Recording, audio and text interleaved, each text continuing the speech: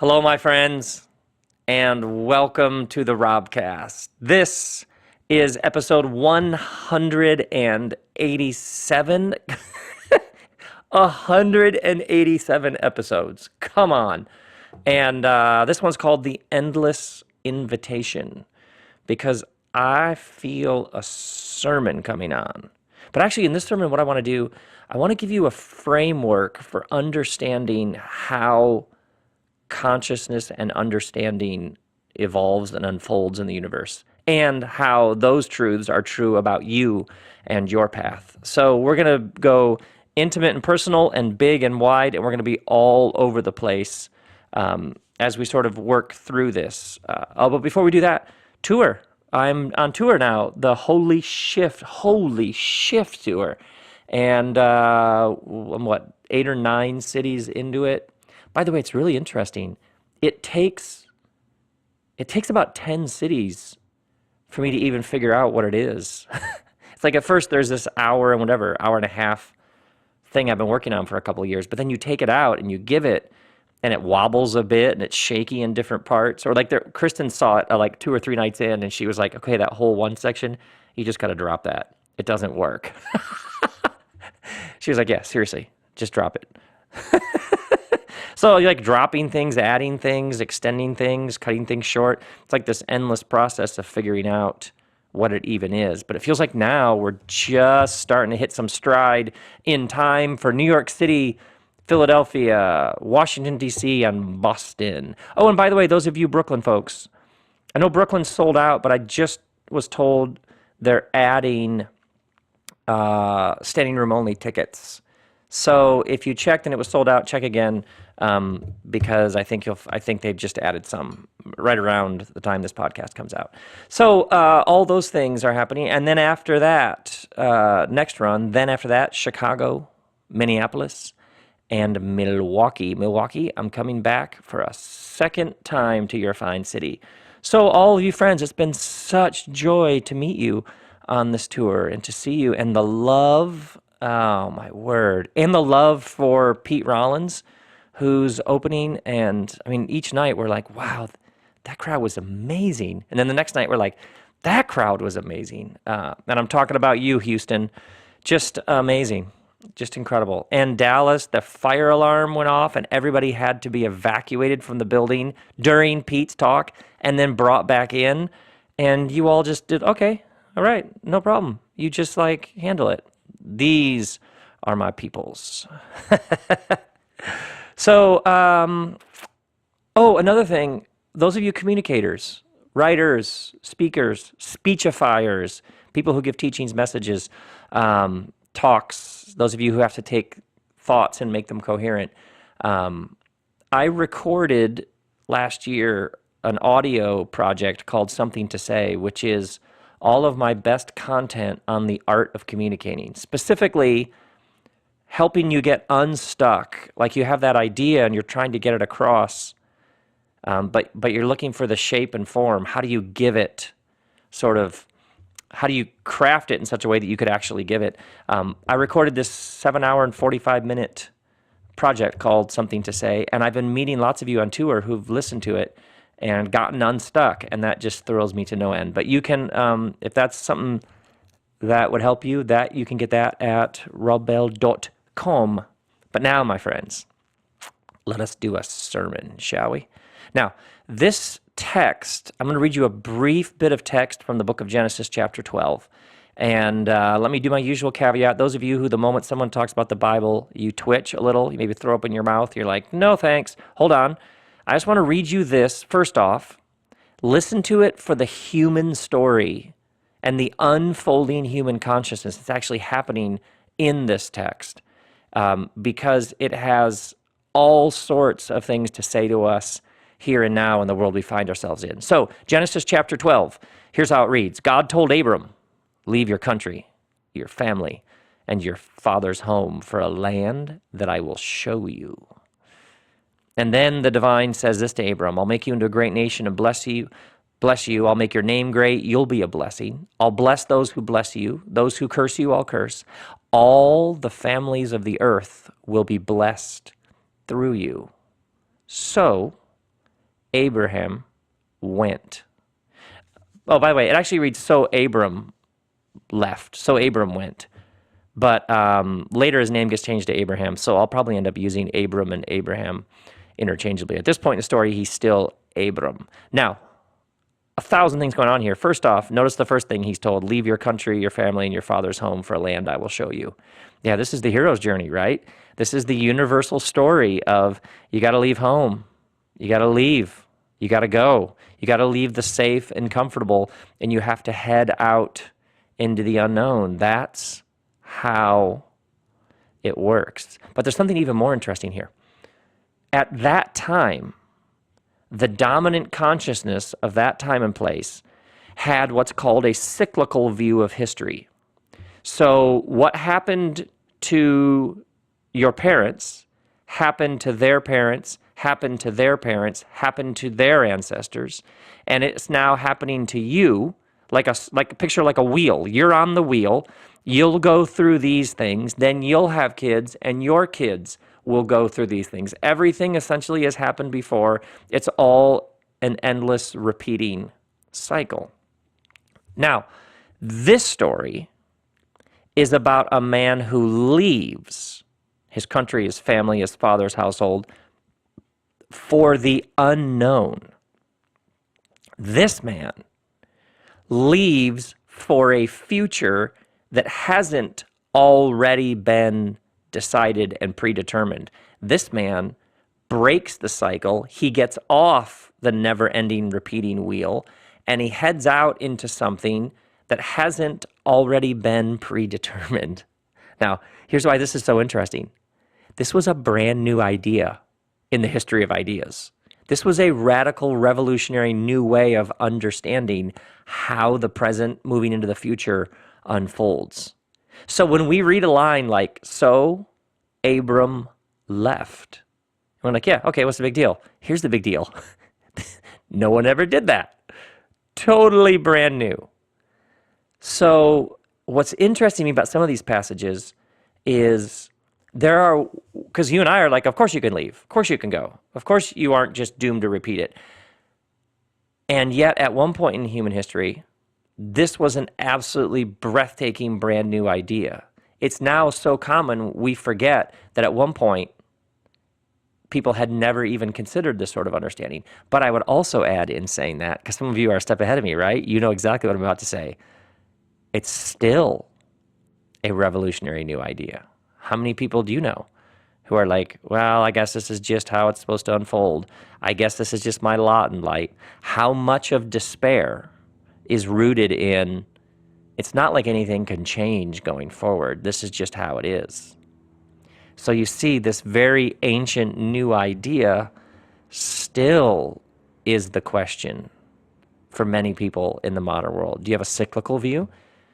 Especially when you're in the grip of despair. Well, I guess this is just how it is. Or do you have a so Abram left understanding, which is, no, tomorrow doesn't have to be a repeat of today.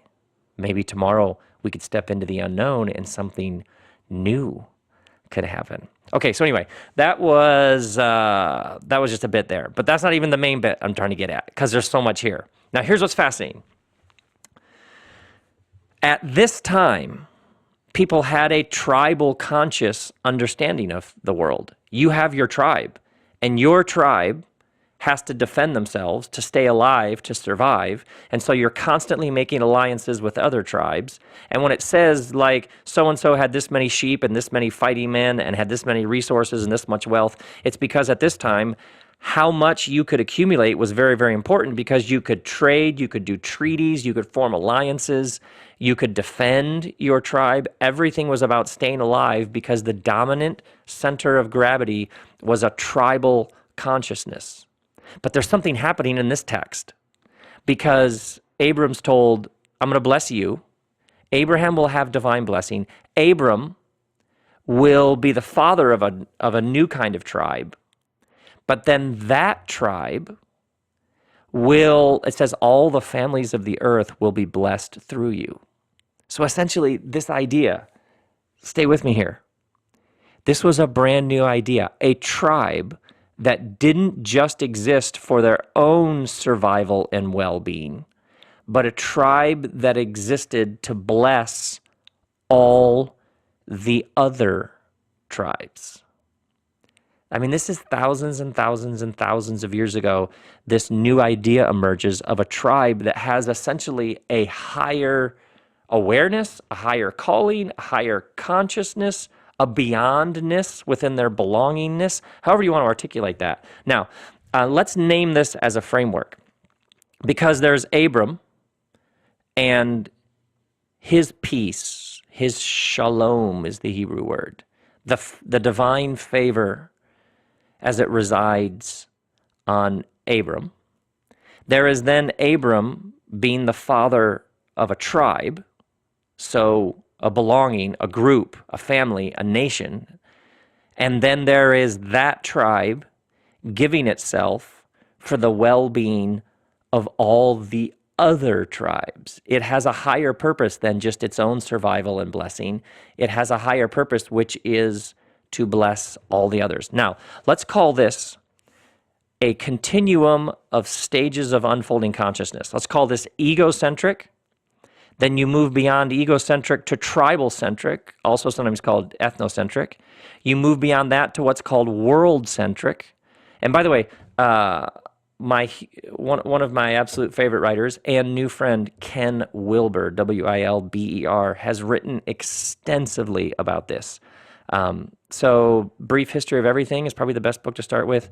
But lots and lots of people have talked about this as stages. I just think he talks about it so fantastically, compellingly, and well. And actually, Wilber adds a fourth stage beyond world-centric, which is cosmos-centric or cosmic-centric. We won't deal with that as much today because we got enough ground we got to cover. But let's talk about this. There is egocentric. You move beyond egocentric to tribal-centric, also called ethnocentric, and then you move beyond a tribal-centric understanding to a world-centric understanding. We'll deal with those three stages. Now, first, ego. A couple things about ego. You need to have an ego to die to one. Are you right? So there is, in the unfolding of you, in healthy human growth and development, there is an absolutely necessary stage of ego development. So, for example, okay, here's one. You go to the beach as a kid with your aunts and uncles, your parents, and let's say you and your dad you're 4 years old and you and your dad are racing on the beach. Your dad lets you win, right? Your dad doesn't beat you and then go, suck it. No, your parent let you race, and they're like, wow, you're really fast. Even if you were incredibly slow, you were probably told when you were 3, wow, you are so fast. Remember when you were buying new shoes in the store, and you tried on the new shoes, and then you ran across the store and ran back, and your parents were like, whoa, that is amazing how fast you can run in those new shoes. Or you brought home that painting from school when you were like 7, and honestly, the painting wasn't that great.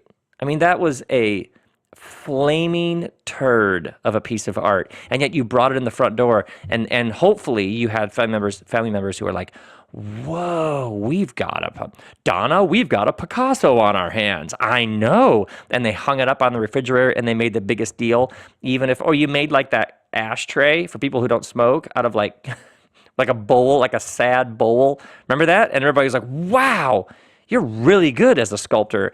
And it was all rubbish, honestly. But what happened at this really subtle level, hopefully, which is why obviously abuse and abandonment is so tragic and devastating, is hopefully, best case scenario, is there were people around you who were helping shape and build up a healthy ego. Because you have to have an ego in order to move beyond an ego. So you were taught things about self-esteem. You were taught you can do it. You were given tools, strength, confidence. People talk to you about possibilities. You can work hard and you can set your mind to things and you can pick yourself up and you can be disciplined and postpone gratification and moral compass. And you were given all of these tools, hopefully, developmentally, in order to develop a healthy sense of self. But then at some point, what happened is you also began to get messages about belonging.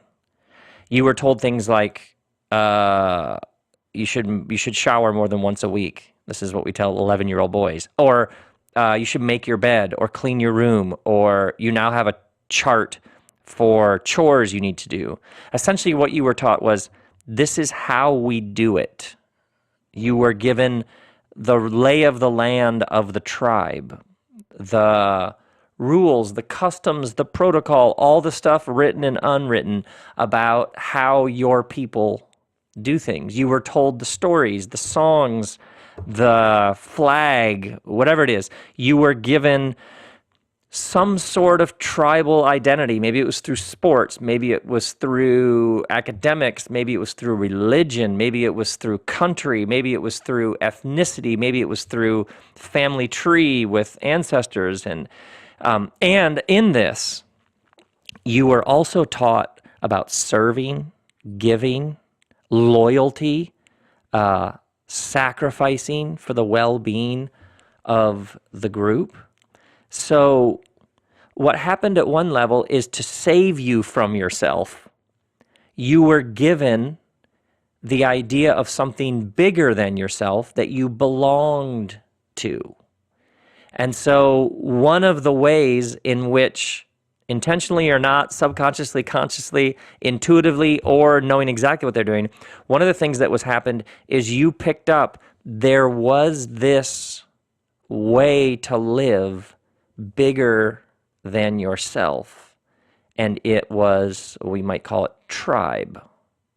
Yeah, and obviously in tribe, the most powerful thing then is somebody who gives their life for the well-being of the tribe. Now, stay with me here, because there are obviously healthy and unhealthy dimensions at each stage of unfolding consciousness. You have egocentric, tribal-centric, but then this thing happened where you began to realize that there was life outside of your tribe, and that perhaps you began to question some of how your tribe did it. And perhaps you even began to take note, actually, some of the ways that my tribe lives and moves in the world aren't good for other tribes. And so what happened is, sometimes people call it deconstruction, disorientation. You began to move to a greater awareness, not just from the awareness leap from yourself to those around you, tribe, but from tribe to all the other tribes, which is the move from tribal-centric to world-centric. So it was to all the other tribes. Maybe it was an awareness of, oh, there's my tribe, but then there's the earth and care for the earth, respect for the environment, animal kingdom, resources, others who aren't part of the tribe. And what does it look like to be good, favor, and blessing for them? Because sometimes what happens is you realize, wait, our tribe actually antagonizes other tribes, or other tribes have truth as well, or actually some of the stories other tribes are telling about certain dimensions of the human experience are actually a better way. They're a better story than some of the stories my tribe is telling.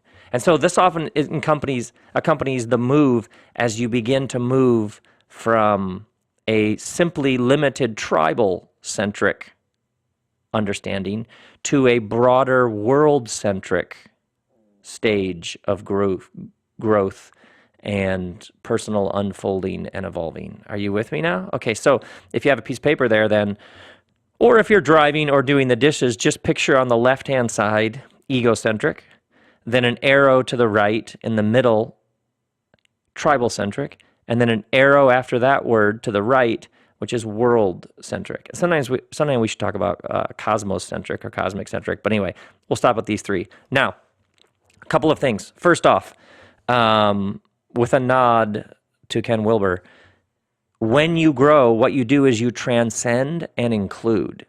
So when you moved and you expanded from egocentric to tribal-centric, you didn't suddenly lose yourself, or you didn't leave yourself behind. And this is huge for understanding growth. You don't suddenly not become you. So you transcended, you moved past, but you included what came before. So in that process, we leave behind what needs to be left behind, but we include what needs to be brought forward. Now, here's why so this is so important. Oftentimes, well, here's one example. Think about like a cult, which has an incredibly tribal-centric call to people. But often it's at the expense of egocentric. It's almost like you have to deny who you are or cut off certain dimensions because a cult survives on everybody submitting and almost subduing or neutering dimensions of their being. Or you think about fascism or totalitarianism. You think about certain regimes, the way they gained power was essentially the tribe becomes everything, and personal differences or individual expression or creativity or autonomy are sacrificed in the name of the tribe. Or sometimes imagine if somebody was stuck in egocentric. Imagine if somebody didn't move beyond egocentric, and it wasn't just healthy ego development, but they didn't move on. Because if you don't keep moving, then you become unhealthy, whatever stage you're at. So imagine if somebody didn't keep going and got stuck at egocentric, and because they didn't get going, that egocentric turned into like a bloated narcissism. But then imagine if they used they appealed to people's tribal-centric impulses in order to get elected. Imagine if something like that happened. Now, another thing that can happen is oftentimes when people move from tribal-centric to world-centric, it involves some sort of leaving of their tribe because they can't stay there. Like once it's out of the box, you can't jam it back in. Once you see, you can't unsee. Once you taste, you can't untaste. So what you're seeing right now is lots of people who kept going and in some way left their tribe behind as they moved into later stages of growth and consciousness. But even when you move beyond your tribe into a greater awareness of others, of the unknown, of Earth, of a larger expansive view of things, you still need a tribe. Are you with me? So oftentimes people had to leave a tribe in order to keep going, but you then need to find a tribe of people who kept going. Does that make sense? Yes, egocentric, tribal-centric, world-centric. Oh, another example. I cannot tell you, and I think Kristen and I talked about this in the last episode, how many people I've met in different corners of the world who are doing brave, innovative humanitarian work. Getting people food, water, setting up microfinance banks, doing things on the very edge of war zones and in the midst of great disease, famine, drought, and yet the people doing that work are so broken. The nonprofit organizations I've run into where the people are just shells, they're just a wreck. It was like they were so world-centric without proper, healthy, ego-centric growth and development, which I love about. I've sort of placed this framework, sort of pulled this out of the Abram story, but I love how the Abram story begins. Abram's told, the divine essentially says, I'll bless you. The peace and favor will rest on you. You know what I hear when I read that? Grace, grace. You'll experience fullness. You'll experience healing. You'll experience goodness deep in your bones. And because you have tasted that, because you have experienced renewal and healing, because you're swimming in the stream of grace that flows under everything, you now move from that place to bond and join with others so that together you can move beyond to help heal the world. But if you don't begin there with your own personal path, which is why now you're seeing so many people reclaiming ancient practices of prayer and contemplative awareness and mindfulness is people are realizing, oh, without that first starting blessing, favor, peace, grace, and healing happening within you, you actually don't have the resources to go out into the world and actually do something. So you have all these people who are at world-centric realizing, wait, you transcend and include, and if you don't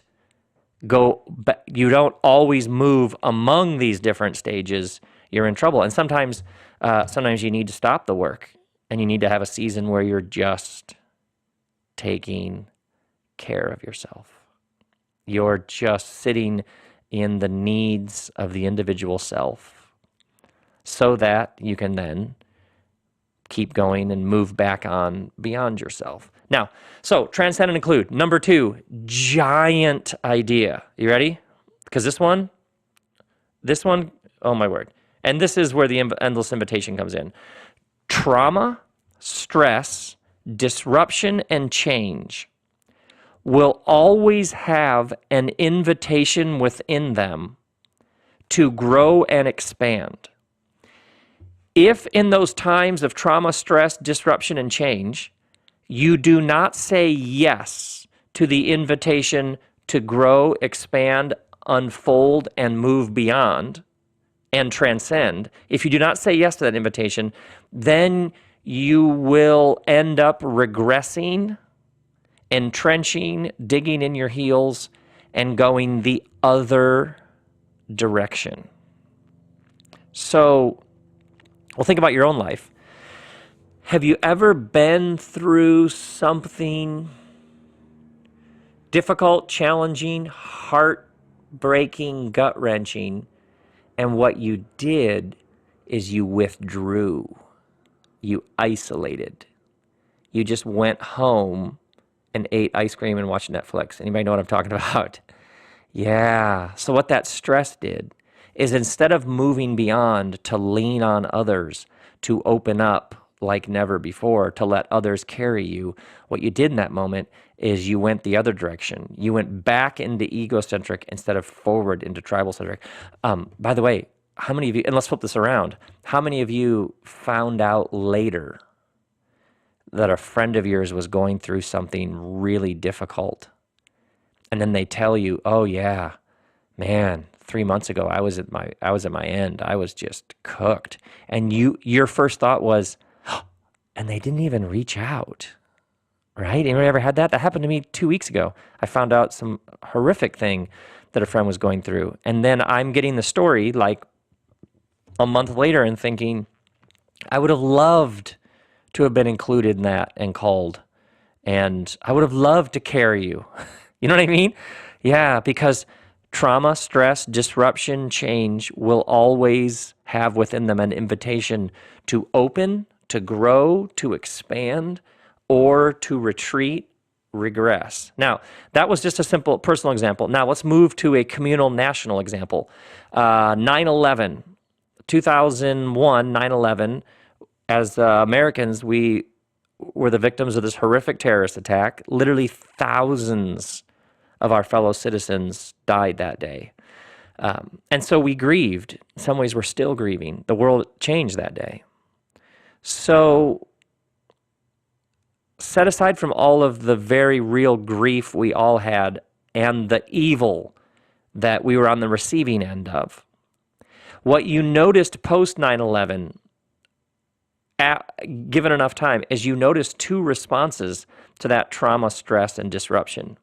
The one response was, yes, that was a horrific, evil act of terrorism, but why do these people not like us? Why do these people fly planes into our buildings?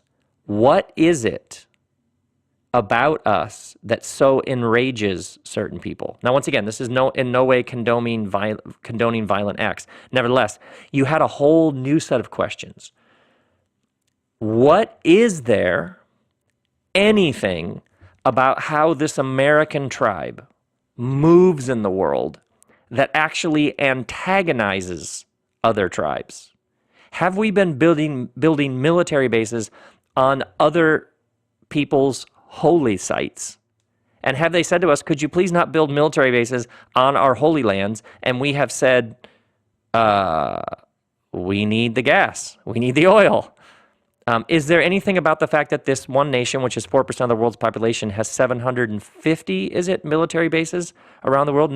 This is absolutely unprecedented in human history. Is there anything about this tribe and the way this American tribe moves in the world that antagonizes other tribes? And what we are seeing now is what's called blowback. The answer, by the way, is yes. But nevertheless, you had people asking a whole new set of questions. You also had another response to 9/11, and I'm being incredibly general here, but hang with me. You also had another response to 9/11, which was, these colors don't run. We're going to put a boot in your ass, crank up the Toby Keith.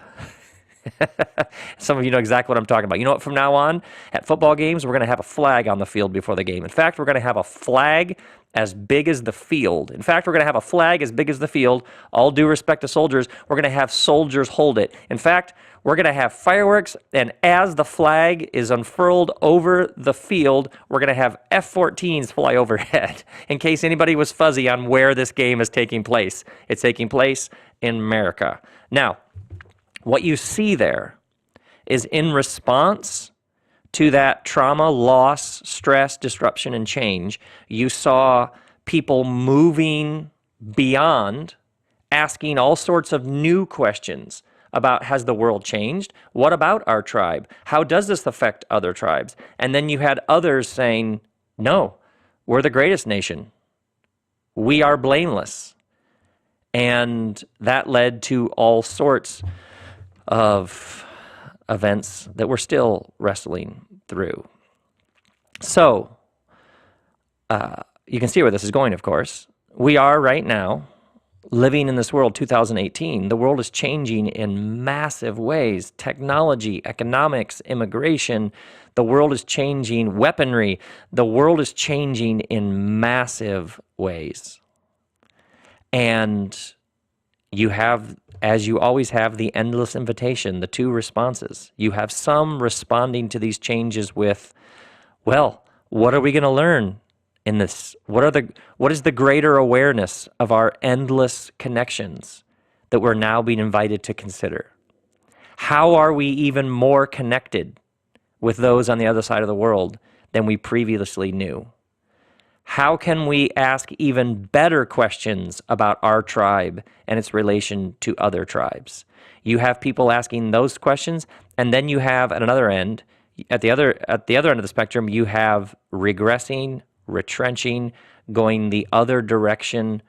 You have people battening down the hatches and talking about, well, let's just make sure that we are great, and that's all that matters. You see, this is the endless invitation for all of us in everything we do, and it works.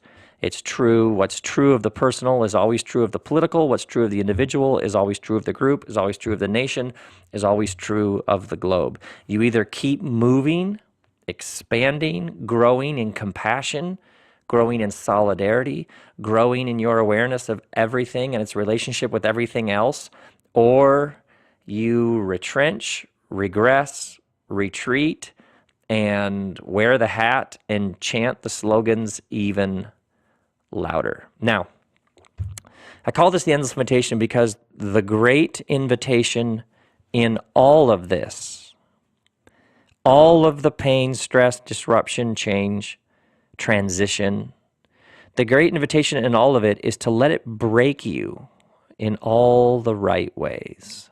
You know what I'm talking about?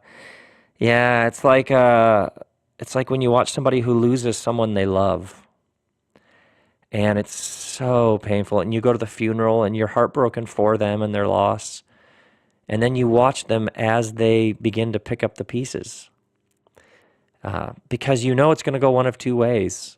They're going to either become bitter or better. They're going to become closed, or they're going to become open. They're going to develop a sort of victim complex, or they're going to move into healing space where they realize, I went through this, it was awful, I wouldn't wish it upon anybody, but when they do see somebody going through the thing that they went through, something within them comes to life and they think, oh, I would love to walk with that person because I know what they're going through. See, the great invitation in all of it is to let it break you open in all the right ways so you can continue to join the universe in its endless unfolding. Because the expansion, ego, tribe, world, cosmos, the expansion, you're living in an expanding universe. What is it, 13.8 billion years? The whole thing's been expanding. So when you, in those moments, choose to open, choose to expand, choose to ask new questions, when you choose to say, I don't understand any of this, but I'm assuming there's something new in this chaos. I'm assuming there's some spirit moving in the waters of this abyss.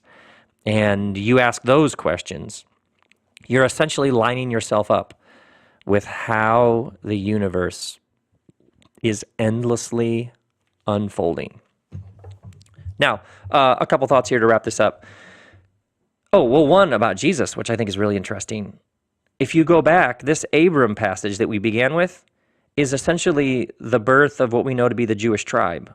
So built into the DNA of this tribe was a tribe that exists to bless all the other tribes. So like the prophet Isaiah comes along, book of Isaiah, and what does Isaiah say to his Jewish tribe? He says, you're to be a light to the Gentiles. And Gentiles is basically how you might translate it is everybody else, right? It's like he reminds them of this original call from Genesis 12. It's like he says to them, hey, wait.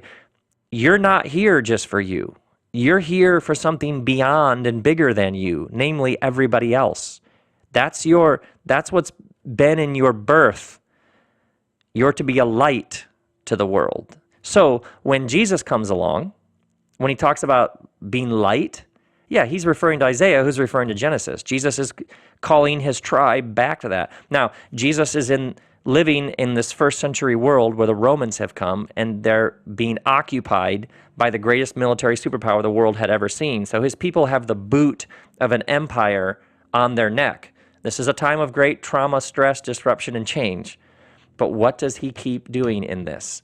It's like he keeps saying to his tribe, I know you want to pick up weapons and you want to physically, violently drive Rome out. But that would be regressing to a tribal consciousness. And it's like he essentially keeps pushing them to move beyond, because everything in their bones wants to move backwards. And it's like he keeps inviting them, here, let's talk with Samaritans. For a Jewish male at that point, let's talk with women. Let's talk with tax collectors. Let's have meals with sinners and people of the land. What's he doing? He's inviting them. No, don't go that way. Move forward. Don't go back. Transcend and include. What does it look like to be a blessing to all the other tribes? So you can see right there, this move here, he keeps calling them to the invitation, the invitation, the invitation. Another way to think about this, when you think about egocentric, tribal-centric, and world-centric, is the individual is a picture of the communal. So when you find yourself thinking, why does that people group do that? Ask yourself, why do I do that? You know what I mean? Like, why do I do that? What do I do when I'm fearful? Here's how I act. And one of the ways this is most helpful is when you find yourself completely mystified by why some group acts the way they do. Go back and think about, well, where are they in terms of growth? And then ask yourself, how do I respond in unhealth at those stages? And often you're like, oh, those people voted that way because they're filled with resentment. And when I'm filled with resentment, I'm not in a good place. I am not the most rational creature when resentment has its hands on the wheel. Now, let's add to this one more. Your spiritual radar, let's call it spiritual radar. We pick up on spiritual energies all around us, all the time. And the reason why I've given you this sort of way of thinking about things and called it the endless invitation is I would bet on a number of occasions what you were bumping up against is there was some setting where there was a trauma, a stress, a loss, a disruption, change, transition. There was some disequilibrium, some disorientation. There was something, and there's generally two responses to it. And we're spiritual creatures having a human experience. Oftentimes what we're reacting to isn't the specific thing the person is saying. What we're responding to is their energies about it. Because what we've picked up on is they're not, in the face of whatever it is, saying, well, this is difficult, this is strange, this is gut-wrenching, this is disorienting, but I'm going to stay open. I'm going to ask all sorts of new questions. I'm going to assume this is another invitation to transcend and include and open up and to join the universe in an even bigger way in its continually endless unfolding. Oftentimes what you're getting from the person spiritually is no, nope. They're the problem. You're picking up on victimization. Sometimes you're just picking up on racism, xenophobia, tribalism. You're picking up this person's going the other direction spiritually. And so you're wondering why you're having such difficulty connecting with them. It's because in the face of whatever it is, the one person said, essentially at some deep level of the soul, you know what, I'm going to enter into this. It'll probably break me in half, but I'm going to assume that I'm going to be broken so the light can shine in even new ways. It's going to create cracks in me, but those cracks are going to be how even new light is going to shine. And the other person is responding to it with the old, timeless, reptilian brain, instant fight or flight response of no. And so they're waving the flag even more. They're putting even more bumper stickers on. They're giving even more money to those particular causes that enforce their sense of fear and paranoia. But underneath it all, the really, really, really important thing is to read this through the lens of spiritual energies. Because actually, this is one of the ways to have compassion on people. You're like, oh, they're terrified. So they're regressing. They're going the other direction. Oh, yeah. And when you've already been able to identify the times when you've done the same thing, then, oh, yeah. It may be frustrating. They may be saying horrific things that are just shocking and wrong. But nevertheless, you have a better shot at compassion and humility when you are aware of how your own unfolding has often been a couple steps forward, step back, a couple steps forward. Anybody know what I'm talking about? But if you can begin to read these things, if you can begin to read politics, if you begin to read pop culture, if you begin to read those in your tribe, those not in your tribe, if you can read it through these lenses, oh yeah, all of this is an endless invitation. You either move to new stages or you retrench and sometimes even just move backwards. Now, one more thing. I want to talk to all of those of you who have a deep cynicism about the state of the world, who wonder if if we're ever gonna make any progress, or how did this thing end up so backwards? Let's go all the way back to Abram. Abram left. It's seriously one of my favorite lines in all of the Bible. Abram was told, leave your father's household. Then Abram was told, you'll be blessed. You'll be blessed. You'll be the father of a tribe. Then your tribe's going to bless all the other tribes. So Abram left. He did. He goes. I mean, that story, he steps outside of the repeating cyclical pattern, and he steps into new possibilities, new hope, new tomorrow. He steps into the unknown. Yeah. I mean, this was like literally a new idea in the history of the world. By the way, Thomas Cahill, Cahill, has a book called The Gifts of the Jews. I think it's how a wandering tribe of desert nomads changed the way everybody thinks and feels. It's not the best name for a book ever. By the way, he does a whole section on this that will completely blow your mind. Thomas Cahill, Gifts of the Jews. But if you're bummed about the world, if you find yourself thinking, what is wrong? Why are we seeing such massive regression and going the wrong direction? Why at the exact moment more than ever we need more of the population than ever moving from tribal-centric to world-centric understandings and connections and awarenesses and actions and behaviors? Why are we seeing so many people double down on the flag and the red hats? And why are we seeing so many people, it appears, they're going the wrong way? Here's the thing. Why do you think that's bad? Why do you think that's bad? And you would probably say to me, well, Rob Bell, you'd probably say, I think that's bad.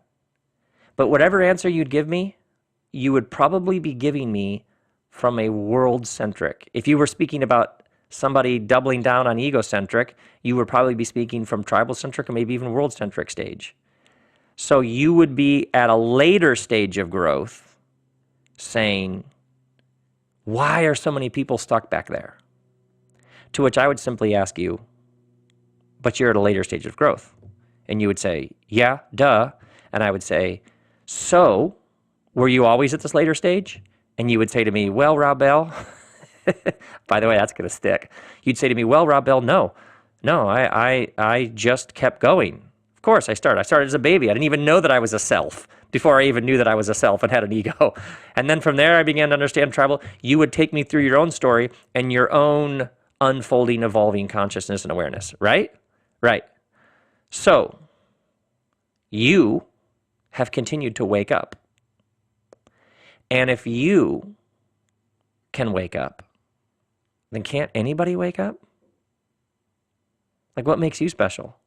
If it's possible for you to be where you are, then it's possible for anybody. This is not about brain power or IQ or money. This is possible. Others could wake up. You see how this goes? So you let this Abram story seep into your bones. And suddenly you realize, wait, the only reason I'm frustrated is because what is that? And obviously the ego can easily step in here and be like, because I'm awesome. No, it's never about ego. It's always about humility. But for some reason, you continued to wake up. And if you can wake up, then everybody can wake up.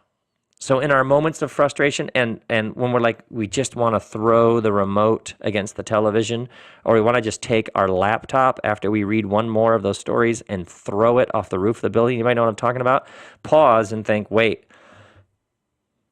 the only reason I'm frustrated is because I kept going. What a gift. What a humbling gift. But if I kept going, who's to say that others couldn't as well? And you never know when you'll run into somebody and find out, oh, the whole thing is actually moving forward. Do you see how this immediately takes you into what you think about what kind of universe we're living in? That these are personal, tribal, family, work, religious, political, economic questions, but they're also deep questions about the nature of the universe. Is the whole thing in some long, slow march forward with lots of step back, which I would argue is the only way to read the whole thing.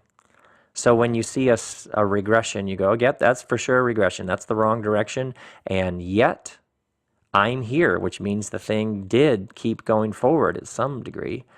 I know. Every degree of judgment and sadness and rage we have about it not keeping up calls out the fact that we kept going, and that means everybody can keep going. You have to think about this as a far large, some call it deep time or long time.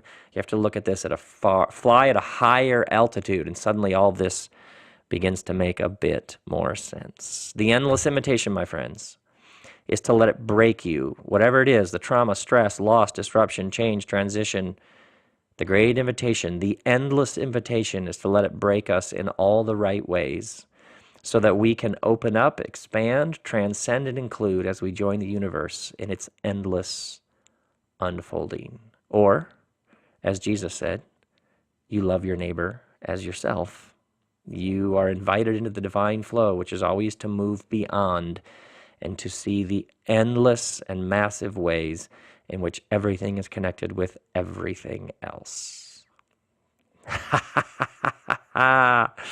One more thought for all of you, my brothers and sisters, going through something that's just killing you.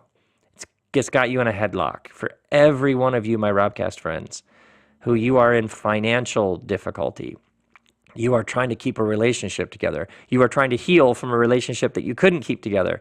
You're trying to raise kids. And it's sometimes just you're trying to keep a job. You're trying to hold a business together with employees. And you're trying to make something, and it just doesn't seem to want to be made. And yet something within you says, I'm going to die trying. All of this has within it the endless invitation to open you up, to expand you, or to close you down and to go the other direction. And my prayer for you is that you'll always, always, always say yes, yes, yes. Open me up. That's be your prayer. Show me, expand me. If I have to be broken so the light can shine through the cracks, then bring it on, because that's how the whole thing, that's where the whole thing's headed. That's how the whole thing is going. And grace and peace be with you every step of the way.